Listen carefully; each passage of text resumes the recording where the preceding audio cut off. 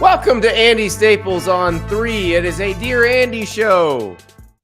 We got lots of great questions from you. We also have a visit from our friend Jim Nagy, the executive director of the Senior Bowl, talking about all the games that are coming up this weekend. And we are going to have a lot of fun today. We will start with a quote that is a follow-up to something we talked about last night. So remember, I was at the Florida State LSU game. I went to the press conferences, saw Mike Norvell talk, saw Brian Kelly talk, and Brian Kelly had a particular quote about his team. Let's all go down memory lane and listen to Brian Kelly talking about who his team thought it might be. Pushing you around, 31-0 run, saying that. Yeah, I'm quite aware of the score, and I didn't like the way we came out. I sensed it, I felt it, and I've got to take accountability and responsibility for the way that we came out in the second half. It's disappointing, but the buck stops with me, and I've got to get our football team to understand and recognize that you've got to play this game for 4 quarters with the mentality, and we just did not. For some reason, we thought we were somebody else. We thought we were the 2-time national champion Georgia Bulldogs or something. I don't know what we thought, but we were mistaken.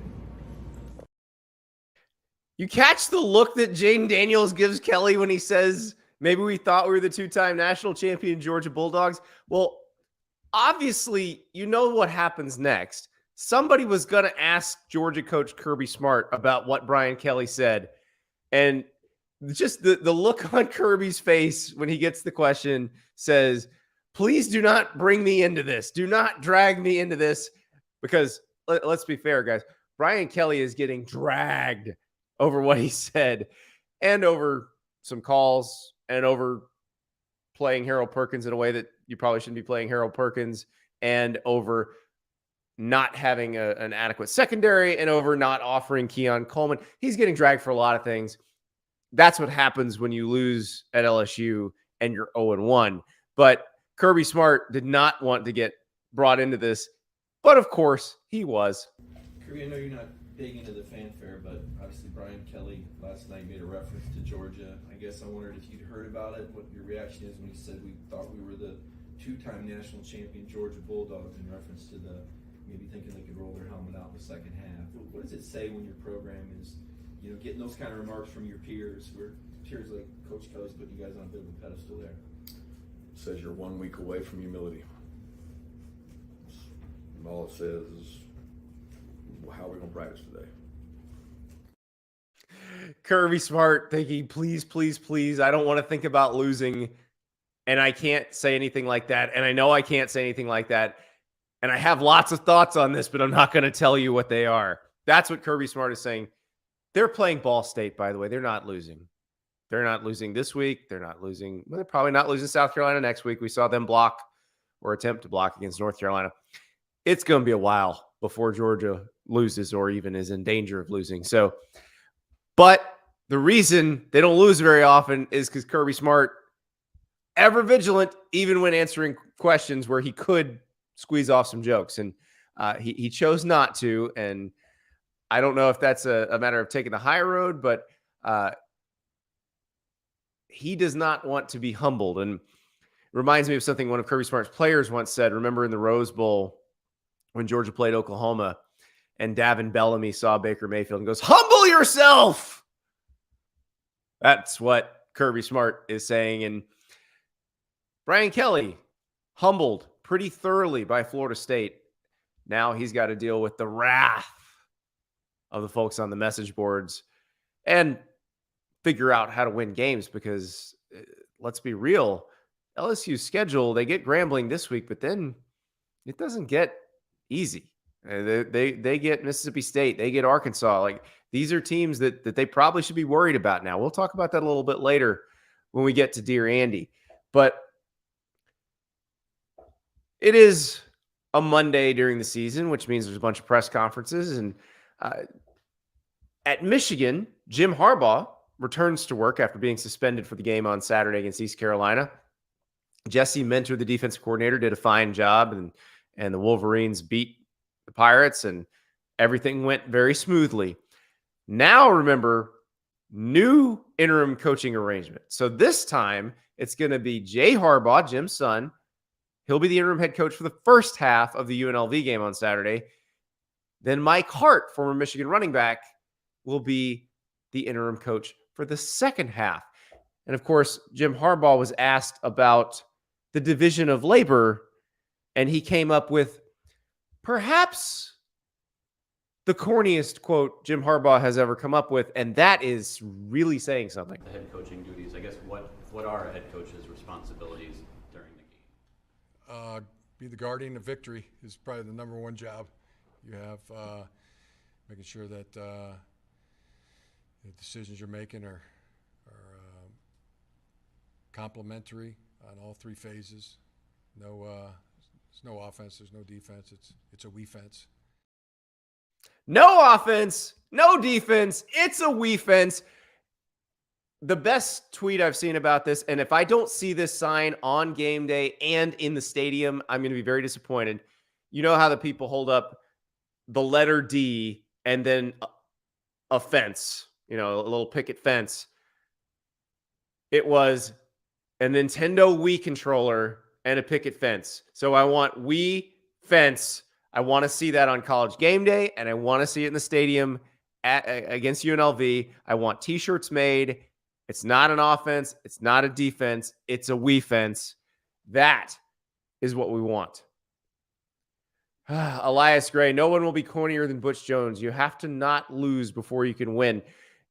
Yeah, and Butch also, after losing 73-0 to Oklahoma on Saturday, I believe he said there's something we can take from that. There's nothing you can take from that. But Jim Harbaugh getting in the new terms. I mean, this could be a new football term that he's coined, the We-Fence. And I just really hope we can figure out a way to incorporate it into all of our Michigan coverage for the rest of the year. Not an offense, not a defense. It's a We-Fence. Little news from around the country. Baylor was the subject of the biggest upset of the first college football weekend. I know what you're thinking. Wasn't that Colorado beating TCU? No, it wasn't. Baylor was actually a 26.5-point favorite against Texas State. They lost. G.J. Kinney, the head coach of Texas State, by the way, will join the show on Tuesday. We're going to talk to him about revamping that roster and about a multitude of stops. He's been everywhere. But Baylor making some changes. Sawyer Robertson, who came in briefly in relief of Blake Shapen during the Texas State game, will be the starter. Oh, by the way, they're playing Utah on Saturday. So you just lost to Texas State. Congratulations. You get to play two-time defending Pac-12 champ Utah, which just whipped Florida. Sawyer Robertson will start. Shapen, if you watch that Texas State game, he was hurt for a lot of the latter part of that game. He had his leg wrapped. So they're going to give it a shot with Sawyer Robertson. And we'll see what happens because, here's the thing about week one results. They don't necessarily predict the rest of the season. We were just talking about Michigan. Remember, Michigan lost to Appalachian State in week one of 2007. They got drilled by Oregon the following week. They wound up being a pretty good team the rest of the way. Like they blew out Tim Tebow's Florida team in the Citrus Bowl at the end of the season, and were a pretty good team in 2007 after those first two games. So you just never know how this is going to work. So perhaps Baylor can come back, but what we saw Saturday does not give you a lot of optimism for them to beat Utah. And speaking of the Utes, Utah Athletic Director Mark Harlan is now a member of the College Football Playoff Selection Committee. He is a member because Jen Cohen, who was the Washington AD, has stepped down because she is moving to USC as AD. And I think it's a matter of changing jobs and obviously high priority, getting to know the new job and doing that to the fullest of your ability and not having any distractions. She's going to do that. I joked, of course, who's going to take the Big Ten second spot because she's moving from Washington to USC. That's a Big Ten spot. Well, now the Big 12 gets 2 spots. Why you couldn't go with somebody from Washington State or Oregon State? Pat Chun, well, he wasn't. You gotta give the Pac-12 a shot here, like an actual Pac-12 team, because Utah, while they are playing in the Pac-12, they're not going to be playing in the Pac-12 next year. So, but congratulations to Mark Harlan. Enjoy the delicious cookies at the Gaylord Texan Hotel in Grapevine. They really do. The cookies they cater for those selection committee meetings, spectacular. The sugar cookies, that's the ones I recommend. When we come back, though, we got to start talking about who shined when they're trying to make themselves some money, not NIL money. We're talking NFL draft type money. When we return, Jim Nagy, the executive director of the Reese's Senior Bowl, will join us, and he will break down how players from all across the country did, including one that you probably thought had a terrible game because he just kept getting hit over and over, but he actually had a pretty good game. You'll hear about it when we come back. We're joined now by Jim Nagy, the executive director of the Senior Bowl, and quite a first weekend of college football. And Jim, there's something you tweeted out after Colorado upset TCU that it shocked me. You said that last year you did not let your scouts evaluate players if the opponent was Colorado because the roster was that bad. Yeah, it was, Andy. No, we were watching tape in the office in the spring, and we'd get to the Colorado game, and guys look like first-round picks. Everyone we watched, so it's all about picking the right tape when you're trying to evaluate guys. So no, I mean, I wasn't trying to be a jerk with that post or anything, but no, you want to see the people, you want to see players against the best competition, and there's just better people out there. They won one game for a reason. They just didn't have a lot of players. So. Well, I figured you were trying to explain how thorough the roster flip was that Deion did. I mean, and it's interesting because, I'm asking you about guys that are eligible for the Senior Bowl, and most of their best players are very young. Yeah, no, and that was really the point of the post. Was just to highlight what they've done there. I mean, to flip that thing entirely, and then also on the other side of that is, I also wanted to make mention of what TCU has, because, I mean, a lot of people, some people might think from the outside looking in that that's a team devoid of talent. Like, all these guys went to the National Football League last year. I think we had 5 guys in the Senior Bowl that got drafted. And maybe people thought they weren't the same team. All those guys left. Well, I was there a couple weeks ago, and they've got a bunch of NFL guys on that team. So that's not, they've got 4 or 5 receivers. They've got a tight end who's going to be one of the top tight ends in this year's draft. They've got, a couple Josh Newton. Yeah, they got Josh Newton on the defensive side. They literally have like 5 defensive backs that the entire NFL is going in there asking about right now. Not that they're all draftable level guys, but they're all guys on the NFL radar. So, yeah, man, you can't say enough about what Deion's done there and all those players. It's incredible. That's interesting because it really does contextualize the 510 passing yards that Colorado put up. That's against a good secondary with guys that are going to play on Sunday. So very interesting. I also want to get your take. I was in Orlando for Florida State LSU, and I had been to Florida State's practice about a week and a half earlier, came away pretty impressed with a bunch of guys. And obviously you and I have talked about Jared Verse quite a bit. He's one that everybody's going to talk about, but I wanted to talk about Florida State's offense. I mean, Jordan Travis is the headliner, but Johnny Wilson, I know Keon Coleman's not eligible for your game, but he was obviously, a big star. But Trey Benson's also eligible for your game. Their entire offensive line, because it's old, is eligible for your game. Yeah, no, they're going to be really good on offense, man. If they click to that point last night and put up 45 on an LSU defense, that they might not see a better defense than that the entire year. If they're clicking that early with all these new pieces, that's pretty scary. And really, Mike Norvell's been one of the best play callers in college football for a lot of years now, going back to his time at Memphis. And he had good players at Memphis. I mean, we've had a bunch of his guys. We've had Tony Pollard in the Senior Bowl. We've had Antonio Gibson in the Senior Bowl. He's had good players, but he's never had this amount of skill players and guys that have kind of some Swiss Army knife versatility, like Jaheim Bell. He's a guy like, I don't know what you label Jaheim Bell. He's playing fullback for them. He's on the fullback on our board upstairs. He's played running back at South Carolina. He's really good in the slot. I don't know what you call Johnny Wilson. I don't know if you call him an F tight end or a big wide receiver, but all these guys are mismatch problems. And when you've got a guy that can call plays like Mike Norvell, like, wow, when we get closer to college football playoff time, if they're putting up 45 week one on a really good SEC defense, what is this thing going to look like in December? Yeah, Jaheim Bell's a great case study because you just look at the fourth quarter, he's catching a touchdown pass where he's outrunning some people. And then a little bit later, he's taking an end around inside, kind of up in between the tackles. I mean, that dude can do quite a bit. And what a fitting way to end that game, right? I mean, he trucks the DB at the goal line and kind of stands over him, kind of poses over him. And it was really an exclamation point on what that game turned into in the second half, right? I mean, that was a competitive game. And really, like, going back and rewatching the tape today, Jordan Travis, I got to give him credit. Like, they had it. LSU had him rattled. He had two really ill-advised, kind of pressure-driven mistakes. One was a pick. The other one was a dropped pick, right there in the, backed up to his end zone. Could have been really costly.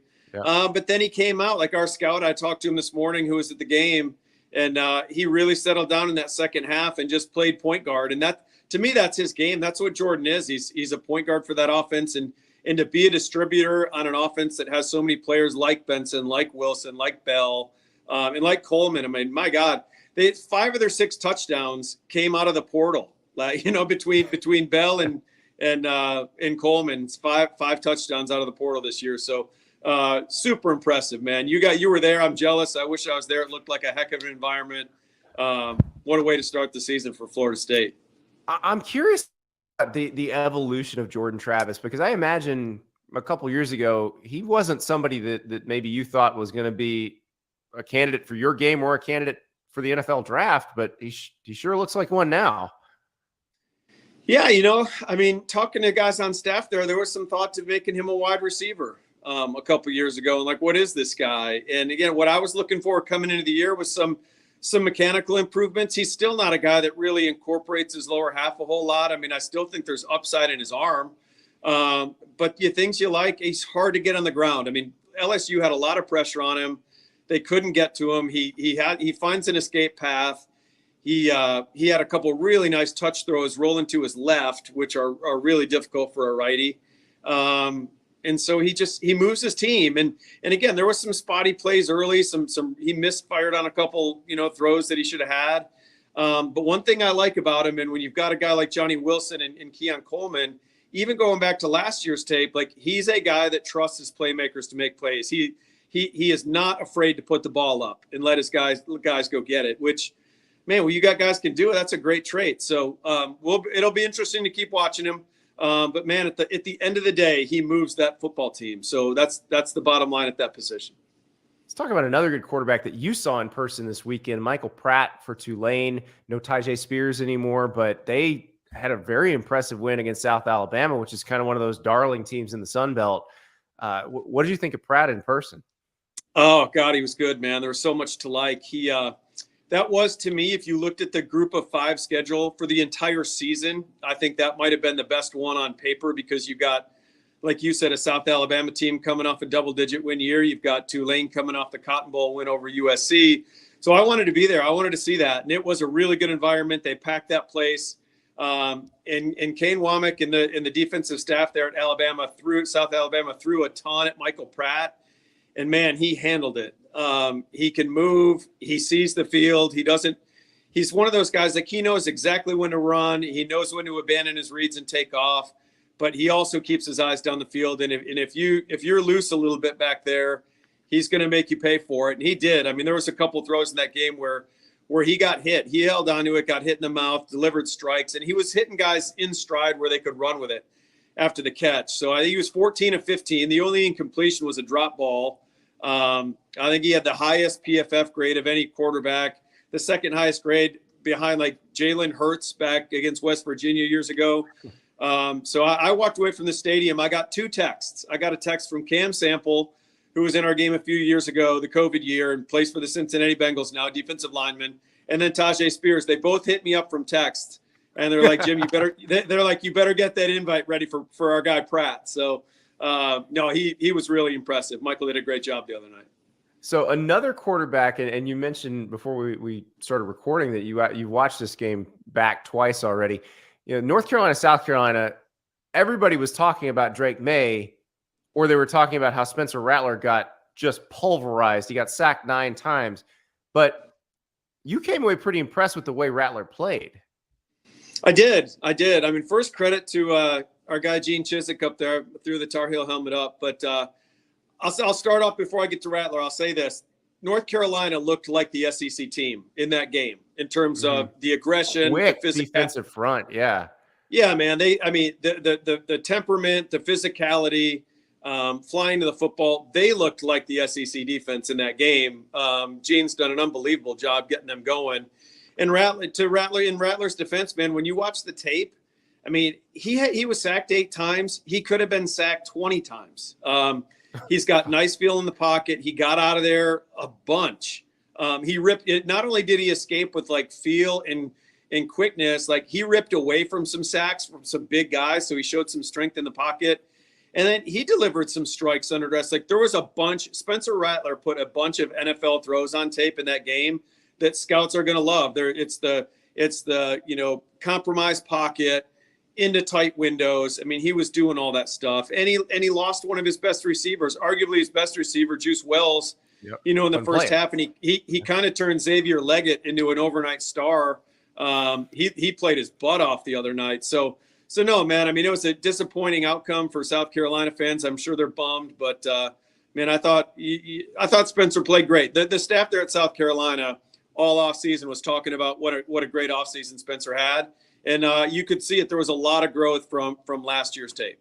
Well, he's one I'm curious about, because I feel like when someone comes in with as much hype as he did, and then they don't quite live up to it, a lot of times we just sort of cast them aside, and we don't account for the fact that someone does mature as they go from being an 18-year-old to a 22, 23-year-old. And it seems like, as the NFL people evaluate Spencer, they have to kind of evaluate 2 different people here. Absolutely. I think expectations can be dangerous in evaluation, whether you set the bar before you watch the tape, before you set it too high, too low. And yeah, Spencer had so much hype coming out. I didn't watch that QB1 show that he was on, and I know he's taken a lot of flack for that, man. But I'll say this, in like the age of the portal and all this player movement, it's been a good thing for scouts, because sometimes you get 2 different stories. And again, if he were a bad guy at Oklahoma, do you think Shane Beamer would have brought him to South Carolina with him to like build his program around? Like that wouldn't have happened. So again, I would never cast judgment on a 17, 18-year-old kid that had cameras in his face all the time. I know I wouldn't have wanted cameras in my face as a 17-year-old high school quarterback. I probably would have done some things I wouldn't be proud of now as a 49-year-old guy. But the scouts are going to go in. They're going to get the whole gamut. They're going to go back to Oklahoma, talk to all those people. They're going to go into Columbia and talk to everyone there.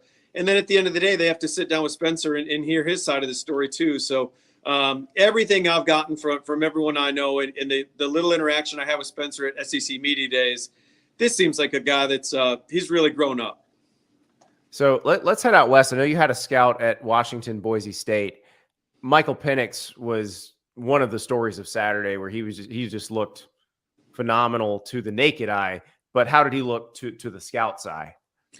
Basically, what our guy reported back was when it was kind of like slow. They were trying to get a rhythm, trying to get a feel for the game. It's week 1, right? And they've got everyone coming back. I mean, that's a really veteran Washington football team. So it's not like Florida State where there's a lot of new pieces. But they were trying to settle it in. And then when they started going down the field is when you saw Michael Penix again. I mean, that's what he is. He's one of the best deep ball throwers in college football. I've seen that a couple times now at the Manning camp in the summer. He throws a really pretty deep ball, and he's got 2 great receivers. I mean, McMillan and Adunze are probably the best senior duo. I don't know about the underclassmen where they fit into this whole thing, but senior wise, they're great. So yeah, Penix did his thing again, and again, he'll get bigger tests down the road. But a great week 1. I mean, come out of the chutes with 5 or 6 touchdown passes, whatever he ended up with. pretty good week. And he's got some pretty good players protecting him too. I know Troy Fautanu and Roger Rosengarten are also kind of on you guys' radar. Yeah, so Rosengarten's a guy I didn't know if we were going to get. We really had to dig into his bio and check out. There's all these new rules with what 2020 was for COVID. But Roger's going to be available to us. And again, good athlete, playing right tackle. He looks athletic enough on the right side that maybe at the next level he could be a swing tackle and go over there on the left side. He's not like some big, heavy-footed giant. You know, this guy's got some movement to him, some initial quickness and lateral mobility to him. And then Fautanu, I think, you know, he's going to be best suited inside. But right now, I mean, he's so light on his feet and nimble out there that at the college level, you stick him out there. I mean, he can dance in front of people. So, but because of his lack of length, I think he's going to be best suited to be a guard or a center as a pro. But he is one of the best offensive linemen. He's way high up there on our board right now. Love the player. I've heard nothing but great things about the person. But what you're seeing on tape, like what if he comes down here to Mobile, which I hope he does, you know, we'll kick him inside and let the NFL team see what he looks like in there. So let's look ahead. There's going to be a game a few hours north of you guys in Tuscaloosa. Texas, Alabama, game of the week. The game we've been talking about all summer. Who are you looking at most in this game? Who do you want to see shine, and what matchups really stick out to you? It's going to be a good one, Andy. I can't wait. Sad thing is I'm already thinking about how I'm getting home because it's a 7:00 kick. Yep. And if you've ever driven from Mobile to Tuscaloosa, it's all back roads and deer are running all over the place. I'm probably going to hit a deer or something coming home. But no, the hard part about live scouting a game like this is like, where do you focus your attention? Your eyes are all over the place as a scout. So you do have to go in with a plan. There's prospects everywhere. I will be interested to see Texas defensive line against this Alabama offensive line. I mean, Alabama's offensive line played great last week. From everything I've heard from people up at Alabama, they were happy with how those guys came out. Kind of a new look group this year, but Texas has a good front. They really do. A really front seven. They've got some good players. So I'll be looking in the trenches mainly because that's really where a lot of guys are for this year's game. And then we'll see on the outside, like Jermaine Burton at Alabama is a skill guy for Alabama that's got a chance to be here. And he's going up against a Texas secondary that's got 5 guys on our watch list. So there'll be some good matchups there. But I would say inside, like Tavondre Sweat, Alfred Collins, those defensive linemen for the Mike linebacker will be guys I'll be focused on. Yeah, Sweat, Collins, Byron Murphy, old interior D line guys who seem to have kind of come on in the last couple of years. Yeah, you know, you talk to the staff there. I don't think it's any secret. I don't think I'm shocking the players if they're listening to this. I mean, just the maturity part. You know, they've been waiting for Tavondre to grow up, and he was behind a couple good players last year, Keandre Coburn and Ajomo. Those guys were good players, and now it's his turn. Now it's Tavondre's turn, and Alfred Collins is another guy that, you know, I was talking to a scout at the Tulane game the other day. Collins was a backup last year, right, behind a couple guys that were later round draft picks. And I know the staff reached out to this particular scout and asked him last year, like, we're trying to get draft grades together for Alfred Collins, help him make the decision. And he was like, well, shoot, man, you might not want to hear this, but he might be a second or third round guy, even as a backup. Wow. Probably not the news you want to hear if you're trying to keep a player in school, right? But it all worked out for Texas. They got Alfred Collins back. But to me, that tells you if you grade the flashes with Alfred Collins, and we use that term a lot in scouting. If we grade the flashes here, you know, this is where the guy's ceiling is. And Alfred Collins, his ability to get after the quarterback from the interior. We saw all these guys get paid this summer. That's where the NFL is investing their money right now. Alfred Collins can do that, man. Like, he's a big, long, athletic joker, and he can get after the QB. So he can make money in a game like Saturday night. You go up to Tuscaloosa and you put in a performance, you can make a lot of money and really help your stock. We'll be right back with more from Jim Nagy, but first, we're going to talk about Game Time. It is the least stressful way to get last-minute tickets, and there's some tickets that I think everybody who's a college football fan would love to have, and that would be tickets to the Texas-Alabama game in Tuscaloosa, Bryant-Denny Stadium. Well, guess what? They got them on Game Time. Now, I'm not going to lie. You could spend a lot of money to get into this game, but you could also go on Game Time. You type in Alabama. It's going to say, do you want Alabama the band or Alabama football? kind of want both, but we're going Alabama football here.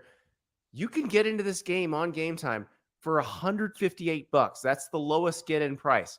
That is incredible. You can spend a lot of money if you want to, but $158. And when you click that price, a picture comes up. It's a picture inside the stadium. It's not a generic picture of the stadium. That is the view from the seat you would be buying.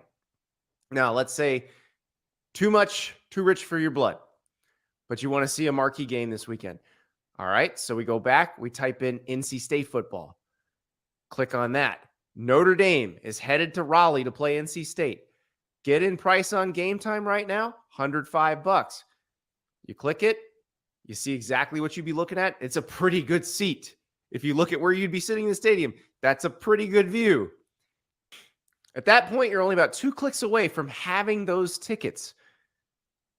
And before you check out, enter the code STAPLES. You get $20 off your first purchase.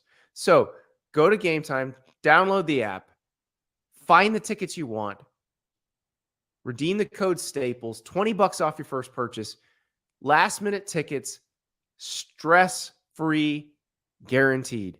Game Time. One more game that I imagine you've got your eyes on, Notre Dame and NC State. It feels like, especially along the line of scrimmage again, Notre Dame offensive line, NC State front seven, that there's a lot to look at here. There's a lot to look at there, but I'll really be focused on the QBs. We're trying to figure this quarterback thing out, Andy, and Sam Hartman has done everything he can possibly do in these first 2 games against the first game against who they go. There's an Air Force. They were Navy first. Navy, and that's then right.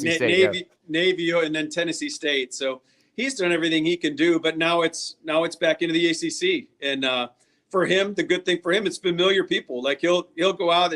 NC State's got a couple good corners that are on our board right now. He's seen those guys. He's got the book on them. So that'll be a good one. And then Brennan Armstrong too. I watched him last week against Boston College. He actually did more with his legs than he did his arm. He kind of was channeling his inner Tim Tebow the other night up against UConn and ran the ball a ton. So I want to see him put it up a little bit. But yeah, we got to dial in on these QBs. It's such a deep class. But you're right. I mean, there's some guys in the trenches on both sides, on both these teams that are good players. The Hartman Armstrong thing is interesting to me because you're getting to see these guys against similar competition. Like you have tape of these guys playing against these defenses, but on different teams. Is that useful to? Because like Sam Hartman, for example, his last 2 games against NC State, he had a win and a loss, combined to throw 6 picks. They have been one of the more successful defenses, Tony Gibson's defense against Sam Hartman. So how does it help you evaluate now getting to see him with different players around him? Yeah, and if I'm Sam Hartman, it's my chance to go out and light it up and be like, you know what, that was the offense. That was the Wake Forest offense. That wasn't me. No, Wake's. I got to say this. Whenever anyone talks about Sam Hartman, they always talk about him wanting to transfer and show the NFL scouts what he can do in more of a pro style offense. Give it to Dave Clawson and the guys at Wake. They've done an unbelievable job. They don't need to worry about the NFL and what gets guys to the league, right? But no, it's a good. I didn't know that stat about Sam. Now that thanks for keying me in on that. I'll be watching for that on Saturday. But that's very it's very unlike Hartman to throw that many picks. So, but yeah, it's useful, man. I mean, you see him in different uniforms with different guys around him. Again, the portal stuff is made the evaluation part more difficult in some ways. Really, to track the players, it's made it really difficult. But in terms of like seeing guys playing different schemes and stuff, it's been really helpful. Well, Jim, I can't wait. I'm so excited, and we'll check in with you again in a couple of weeks, see how these guys are doing. But there's a smorgasbord coming up. You guys are going to be so busy, so thank you so much. We're off and running, Andy. Here we go. We're on to week 2. Let's go. I'll see you here in a couple of weeks, man. Thanks for having me back on. That is the great Jim Nagy, and very interesting stuff. And it is fascinating to think how different the transfer portal probably makes the job for a scout when you get to see these guys play in multiple schemes and with multiple sets of teammates. It's almost like the pro player personnel guys that that are watching guys as they go through the NFL and say, oh, do we want to pick that guy up? Do we want to pick that guy up? Very interesting perspective. And also the TCU secondary question. As he was talking about that, somebody clipped that clip and posted it on Twitter and said, wait, this was a Colorado fan who did that. And said, wait. We were told that TCU stunk, and that's why Colorado threw for 510 yards. No. TCU's got good players. And that was a very impressive performance by Colorado, by Shedeur Sanders, by those receivers. There's nothing to discount that. If you're trying to discount that, you don't know what you're talking about. Jim Nagy knows what he's talking about. That was done against good players. So now we get to see him against Nebraska, which really good defense last week. First game under Tony White as a defensive coordinator.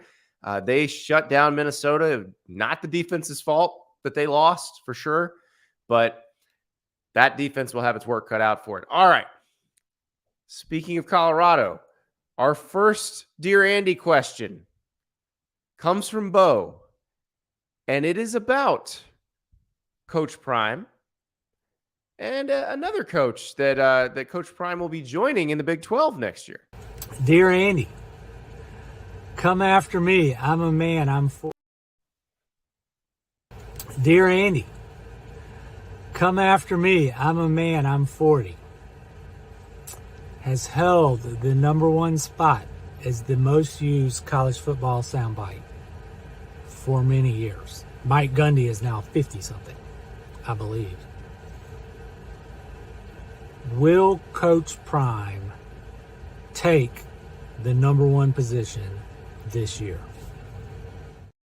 That is a great question, because think about how many Coach Prime sound bites since he got to Colorado that we have passed around, but none has reached the level of Mike Gundy's epic rant after the Texas Tech game in 2007. So we remember the circumstances of that, don't we? It was directed at Jenny Carlson, who was a columnist for the Oklahoman at the time. She actually just changed jobs, but has been there all these years since, and they actually get along pretty well now. But it was a column she'd written about one of their quarterbacks, and a quarterback who'd been benched, and Gundy just went off. And remember, this is a game Oklahoma State won, and he held up the newspaper, he ranted. He took no questions. Who could forget? Where are we at in society today? Come after me. I'm a man. I'm 40. I'm not a kid. Write something about me. There's so much in that one. You know, he's holding up the paper. This was given to me by a mother of children. And then at the end, makes me want to puke. It's just a classic. And why is it such a classic? I was trying to explain this to producer River, who is in his very early 20s earlier, about why this, for those of us of a certain age, why this is so important of a clip. It was really the first time sports and YouTube collided. YouTube had existed at that point for about 3 years, but it wasn't something we all used in our everyday lives. There occasionally the viral clip, there'd be viral clips. Remember the Weezer video with all the early YouTube viral sensations? Mike Gundy probably should have been invited to be in that video, but this was the first time it hit the world of sports. And that was something that before you would have had to watch all 5 airings of SportsCenter in a row if you wanted to see it 5 times. But me in 2007, I'd only had a broadband connection for like 3 years at that point. You know, I could just click it over and over and watch it again and again and again. That's what I was explaining to River. He's talking about different parts of it. It's like, dude, I have it memorized. You know that, right? Because I've watched it 300 times because I just watched it over and over and over again because that was a new thing that you couldn't do before. So that one, I think, because of where it intersected with technology, will always be kind of special. And another little weird side note to that one, Mike Leach was the opposing coach in that game. He had a pretty epic rant. I think it was the fat little girlfriend's speech. It was one of those, or they punched us in the mouth and we went crying to our mommy. Something like something like that. And I'm sure that the Texas Tech reporters went bounding up to the press box like, oh, won't believe what Leach said. And the Oklahoma State reporters are like, hold our beers. The Gundy rant was epic. But the thing about Deion is he's a volume shooter with this stuff. Like, I don't know that there's ever going to be one that compares to Gundy's just in terms of pure epic awesomeness. But Deion's going to rack them up over and over and over again. For instance, his press conference after the TCU game, I believe, was 12 minutes long, and it produced probably 6 viral clips out of it. This is the one that probably got passed around the most. What's up, Bob? You believe that? You hold on. Oh no. Do you believe in that? Huh? Oh no. I read through that bull junk you wrote down. I read through that. I sifted through all that. Yeah. Oh no. Come on. Do you believe? In what? You don't believe. I believe. You just answered it. You don't believe. Next question. Now, the Big J journalism police got all over this one. How you can't chide the reporters. They're not supposed to be your fans. Guys, that was Ed Werder that he was having some fun with. Ed Werder, longtime ESPN reporter, covered the Cowboys. Deion played for the Cowboys. Deion and Ed Werder have a long-standing relationship. He's joking. Don't be so serious about all this stuff. But you are going to see that with Deion. I mean, he got up there and he's touting Shedeur and Travis Hunter for Heisman. He's not worried about what the traditional rules say that you're what you are and aren't supposed to say in these things. He does not care. And so while I don't know that he's ever going to hit one that is as purely epic as Gundy's rant, because Gundy's rant was out of nowhere. And let's be real, Mike Gundy also historically has not given a flip about what the rules are, about what you are and aren't supposed to say. He's still like that. He's, even now he's like that. So they're actually very much cut from the same cloth. With Deion, though, I think he's going to say so many interesting things that we're going to get used to it. Oh, Onakuno here saw the Gundy rant from Afghanistan on the old WWLS radio website. Wow. That's the thing. It went all over the world in a hurry. And that's not something that would have happened earlier in society and with our technology. So I think that one will probably always occupy a special place. But man, that thing, it's crazy. But I do think Deion is going to have a lot of these. It's almost going to be like, remember how people would get super offended with Howard Stern, and then after a while they didn't even bother being offended anymore because that's what he did. They're used to that. I think with Deion, he's going to say things like this that are so interesting and different. We're going to get kind of numb to it pretty quickly. And so I don't know that we're getting the just crazy off the wall one like the Gundy rant, but I do think in terms of batting average, Deion's batting average on this stuff is going to be pretty high. All right, let us move on to another question from David.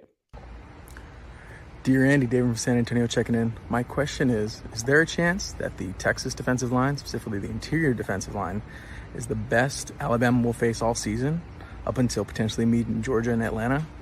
Bo Davis's group, led by Murphy and Sweat, Collins, Broughton, playing violent and disruptive. I think there's a good chance they're the best unit the Tide face all season. Maybe even better than that 5-star group in A&M.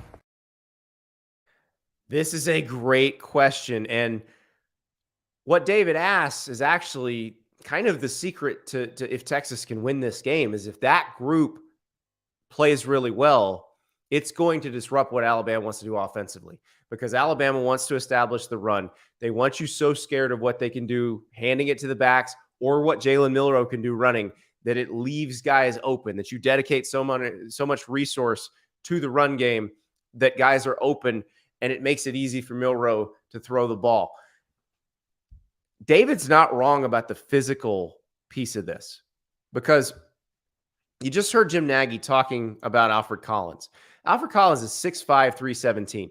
This is the only team in the Big 12 right now that has D linemen that really look the part. And so, like Brent Venables at Oklahoma, he's gotten body types like this over the last couple of years to try to, because that's what he wants to do. They have not gotten that truly special player. David Stone, who just committed to them, feels like that kind of player. Now, he's much higher rated as a recruit than these guys were, but these guys have come along. As Jim Nagy mentioned, they're all a little bit older. You know, Tavondre Sweat, Alfred Collins, they're older players. I believe both fourth-year players. Byron Murphy, I think, is another fourth-year player. Broughton's a junior. So they've got guys that have been developing for a while, but are the right size, the right speed, the right measurables for what Alabama is accustomed to seeing in the SEC and what can challenge them in the SEC. I do appreciate with David's question that we've just moved past the point where anybody even questions whether anybody could possibly be better than Georgia on the defensive line. It's not even worth asking. They're like, no, until they play Georgia.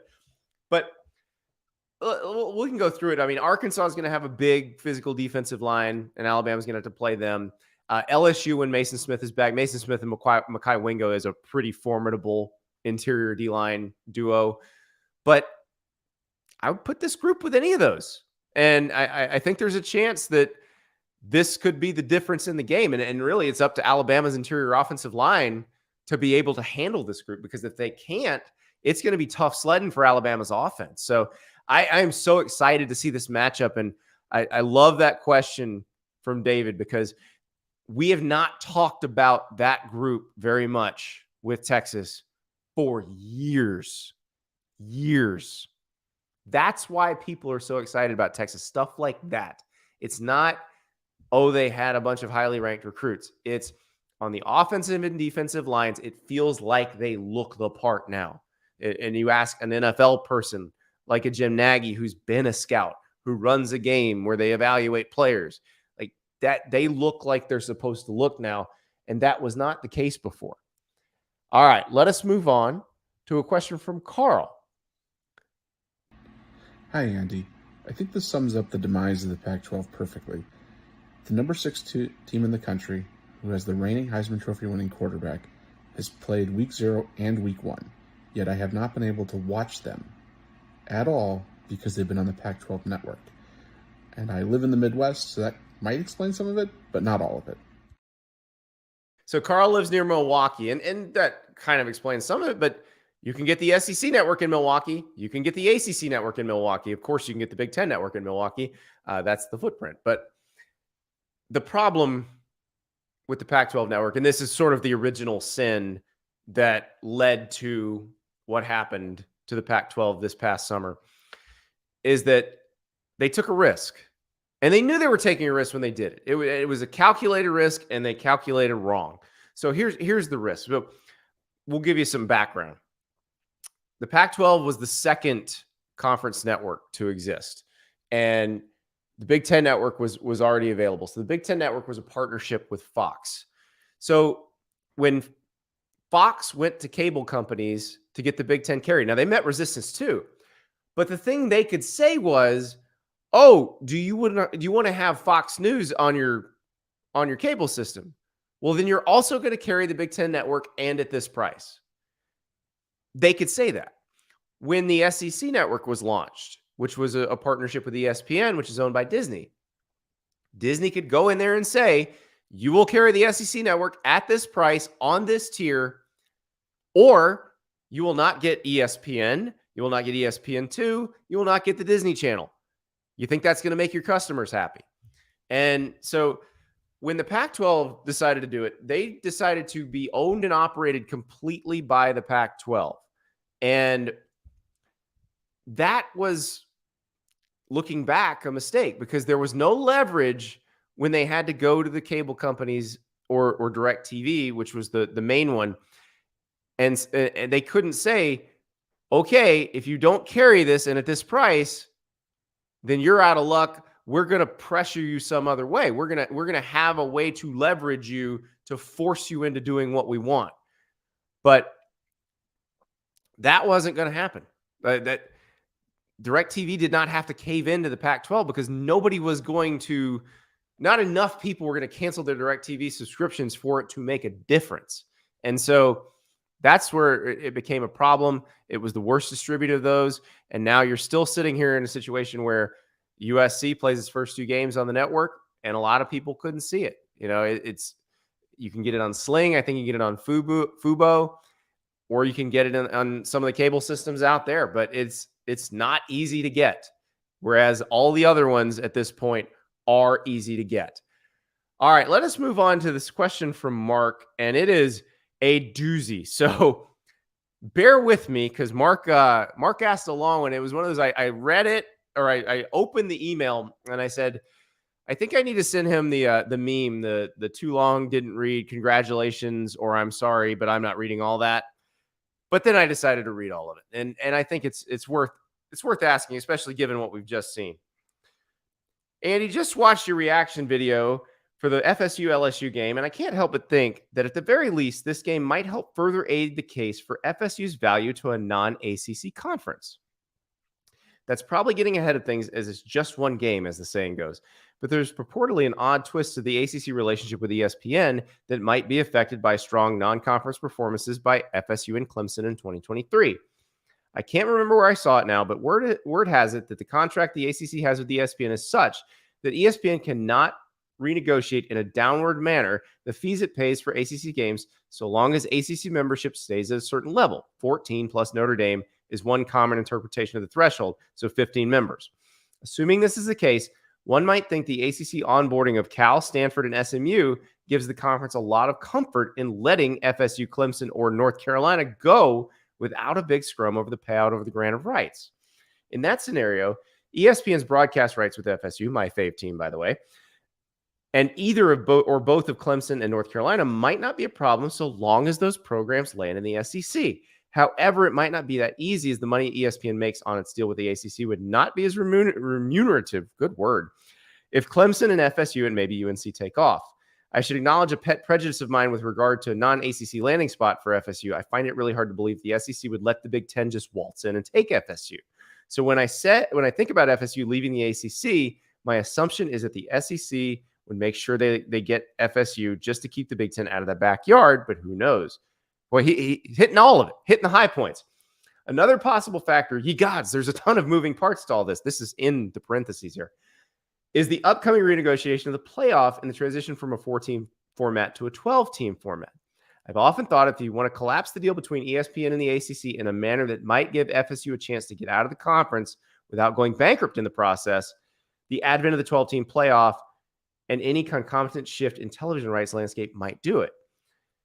At the moment, it appears FSU is not leaving the ACC unless it and Clemson want to hire an army of attorneys. But I'm curious as to what you think about the effect of a 12-team playoff on the networks and other television carriers and the consequent impact on conference realignment. Am I overthinking this, or is there some prospect that the 12-team playoff might force a reshuffling of Power 5 conferences in a way that gets Florida State out of the ACC? Please feel free to say that you think the current television deals with the Big Ten and SEC are madly overpriced, as has been argued, and thus FSU might not be worse off staying in the ACC. Woo! What a question. Okay. I will throw a little nugget that came out between when I got this question from Mark and now. 9.1 million was the average viewership of that Florida State LSU game. This further supports what Michael Alford, the athletic director at Florida State, and the trustees at Florida State said, that they are a valuable television property. Yes, LSU had a lot to do with that too, but Florida State has consistently delivered audiences. So has Clemson. So that matters. That absolutely matters. Now, the part that Mark asked about 14 members plus Notre Dame as a minimum threshold, that's right. So as long as the ACC has 14 members full plus Notre Dame non-football, ESPN can't come in and renegotiate for a lower price. So I looked at taking Cal and Stanford and SMU as basically a pre-backfill for a time when the ACC will be without Florida State, Clemson, and North Carolina. I think they're taking those three, which wouldn't make any sense otherwise, with the expectation that those three are leaving. So now it's interesting. And I thought this through the other day, and I was trying to go through all the different scenarios that Mark was mentioning about, would the Big Ten be interested in Florida State, Clemson, and North Carolina? Would the SEC? And the SEC thing's interesting because obviously ESPN owns all the ACC rights. As of next year, ESPN will own all the SEC's rights as well. But think about how much more expensive it would be if let's say, those three schools move from the ACC to the SEC. Expensive for ESPN, that is. Because remember, the ACC adding SMU, Cal, and Stanford just added $72 million a year to ESPN's bill for the ACC. Now, you would subtract $72 million if Florida State, Clemson, and North Carolina were to leave and go to the Big Ten, which does not have any deals with ESPN. So that would be a wash, except they'd be losing, ESPN would be losing teams that people actually want to watch. But if they were to go to the SEC, they would go in at the SEC price, which is going to be something like $75 million a year per school. So suddenly that $72 million turns into $225 million. That's much more expensive for ESPN. And that's the part I have a hard time figuring out, because ESPN's money, its gross revenue is going down, down, down as people cut the cord. You have the fight now with Spectrum and Charter, where basically they're saying, hey, you're either going to come in at a price much lower than you come in at now, or we're just not going to have you at all. We're going to dump the video business and just be a broadband business. And so there's a lot of moving parts to this, but the shortest way to answer Mark's very long question is it feels to me like the ACC does not take Cal, Stanford, and SMU unless they are preparing for a somewhat near future where there is no Florida State, Clemson, and North Carolina in the ACC. Question from Chris: wouldn't it be more likely ESPN said to those three schools, you can come in at the SEC, but at a discount similar to Oregon and Washington? Yeah, and I think they'd probably do it. That would make more sense. But I don't know. The SEC is probably not going to be big on uneven revenue sharing. They've never been big on that. They've never wanted that. So I just don't know if that's going to happen. All right, moving on. We got a question from Kyle, and he asks, based on what you saw this weekend, do you still have LSU finishing second in the West, or do their loss combined with Auburn, Texas A&M, and Ole Miss looking impressive change things? I definitely am reevaluating how I feel about the SEC West. Below Alabama. I still think Alabama is the best of the West, and if they're going to win the West, now ask me again after the Texas game, we may have a different answer. But LSU, there were flaws. We knew that the secondary was going to be an issue. We also know that most teams don't have Florida State's receiving core, and most teams don't have Jordan Travis. So a combination of a Jordan Travis and Florida State's receiving core is lethal to a team with a secondary like LSU's. I don't know that everybody else on the schedule is going to be able to pull that off. That's the thing. And remember, they're getting Mason Smith back. So I'm not completely out on LSU. Remember, they lost game one last year too. They did get routed by Tennessee in the middle of the season. They still went on to win the West. So I'm not out on them. They're still very talented. Their running game could get better. John Emery back after game 4, I believe. And then we will see if Logan Diggs is healthy enough and gets to the point where he can play, because that probably would help too. Jaden Daniels was almost exclusively their running game, and that's just not going to work. I mean, he nearly got himself destroyed when he tried to leap into the middle of the line and hurdle and just got body slammed. So now I think that I'm looking at that schedule, and I'm worried about when they play Arkansas.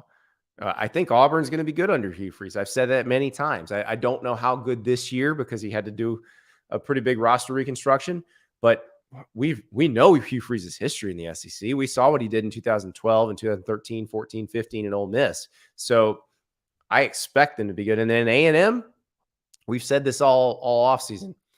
If that talent clicks, if they don't have chemistry issues, if the play calling is good by Bobby Petrino, they could beat anybody. They certainly look smooth against New Mexico. We'll see them against Miami this week. So we'll get a little bit better idea of what they are. One more question from Nathan. Nathan's our friend in Jerusalem who usually sends questions in on video. Says, why do so many play callers feel the need to get fancy instead of playing to their team's strengths? OC's calling only passes when they need to run or to burn the clock have been running great, or DC's calling blitzes and when they have 5-star linemen. Okay, so there's a picture of Phil Longo. He's the Wisconsin offensive coordinator. He's not the one I'm saying is guilty of getting cute. He's actually the solution to it. Phil Longo will run the same play 10 times in a row if it's working. Like, you go back to 2020 when North Carolina had Michael Carter and Javonte Williams. They would run the ball over and over. The Virginia Tech game and the Miami game from that year, embarrassing for those defenses because they could do nothing. And North Carolina averaged like 10 yards a carry. Well, you saw that with Wisconsin in Phil Longo's first game as the OC there. So Wisconsin, it took them a little while to get rolling on offense. But Ches Malusi, Braylon Allen were just roaring by the end of the game. And that is what I expect them to be. Like, they are going to run the ball as much as they can. Tanner Mordecai in the passing game will probably have to make up some ground when the defense is better than Buffalo's. But this is what they want. This is how they want it to go. And I've asked Phil Longo about it, and he says, he quotes Bruce Lee, says, you got to be like water. And basically you flow where the defense isn't. And so whatever they're going to give you, that's what you take. As far as the defensive side of this, the one that comes to mind is Alex Grinch, the USC defensive coordinator. And we talked about this after the San Jose State game where, they have the 3rd and 22. He's running a stunt. There's an exotic pressure going on. And it's like, why are you doing that? You have better players than them. They have to gain 22 yards. Just let your athletes be athletes. And, two guys who are great at that are Nick Saban and Kirby Smart. Alabama and Georgia don't get real exotic when they're just better than you. And usually their first instinct is to figure out, are we just better than you? And if they can do that, they don't really show you much the rest of the game because they don't need to. And it's not worth trying. And all it can do is be messed up. Meanwhile, you can be very vanilla if you're just out-athleting people the whole time. So with Alex Grinch, there'll be a lot of games where USC has the best athletes on the field. And you just let them be good athletes.